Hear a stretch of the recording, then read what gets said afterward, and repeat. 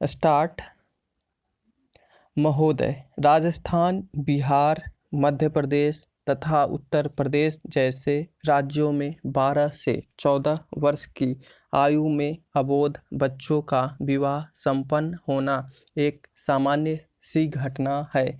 आखा तीज के दिन राजस्थान में छोटे छोटे बच्चों के सामूहिक विवाह की परंपरा किसी से छिपी नहीं है। अल्पायु में विवाह के कारण अपरिपक्व अवस्था में ही गर्भधारण व प्रजनन कार्य आरंभ हो जाता है। इसी कारण भारतीय महिलाओं में औसत कुल प्रजनन दर 3.4 है, जबकि जापान, इटली, स्पेन, हंगरी व कनाडा में यह दर 1.2 व 1.8 के मध्य तथा चीन, संयुक्त राज्य अमेरिका, श्रीलंका तथा इसराइल में 2.0 व 2.8 के मध्य पाई जाती है। महिलाओं में प्रजनन दर कम करने के लिए परिवार कल्याण कार्यक्रम के जरिए अनेक सरकारी प्रयास किए गए हैं, परंतु परंपरावादी विचारधारा, साक्षरता और सरकारी मिशनरी की सक्रियता में कमी जैसी समस्याओं के कारण भारतीय समाज में विशेष तौर पर ग्रामीण क्षेत्रों में गर्भ निरोधक आधुनिक उपायों, कंडोम, गोली, नसबंदी आदि का प्रचलन कम हो पाया है। जब गर्भ निरोधक उपायों का प्रचलन ही कम हो तो भला जनसंख्या वृद्धि के ग्राफ में गिरावट की आशा कैसे की जा सकती है।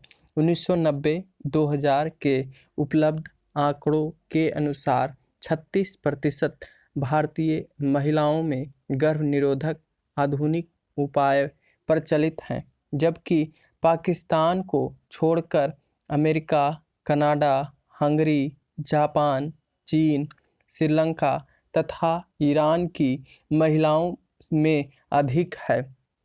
एक अनुमान के अनुसार विवाहित भारतीय महिलाओं के प्रजनन काल का 80% समय बच्चों को जन्म देने व उनको स्तनपान कराने में ही व्यतीत हो जाता है। यह गर्भ निरोधक आधुनिक उपायों के कम प्रचलित होने का ही दुष्परिणाम है।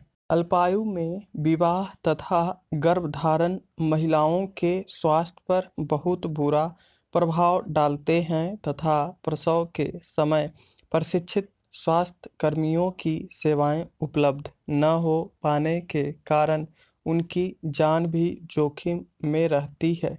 2000-2001 के आंकड़ों के अनुसार प्रसव के समय भारत की 33% महिलाओं को ही प्रशिक्षित स्वास्थ्य कर्मियों की सेवाएं मिल पाती हैं, जबकि America, Canada, Hungary, Spain, Israel, Japan, चीन तथा श्रीलंका की 94 से 100% महिलाओं को प्रसव के समय प्रशिक्षित स्वास्थ्य कर्मियों की सेवाएं मिलती है। इस क्षेत्र में पाकिस्तान की महिलाएं भी भारतीय महिलाओं की तुलना में बेहतर है। ग्रामीण भारत में अप्रशिक्षित दाइयों द्वारा परंपरागत विधि द्वारा प्रसव कराए जाते हैं। इस प्रक्रिया में अनेक बार जच्चा की मृत्यु का शिकार भी होना पड़ता है।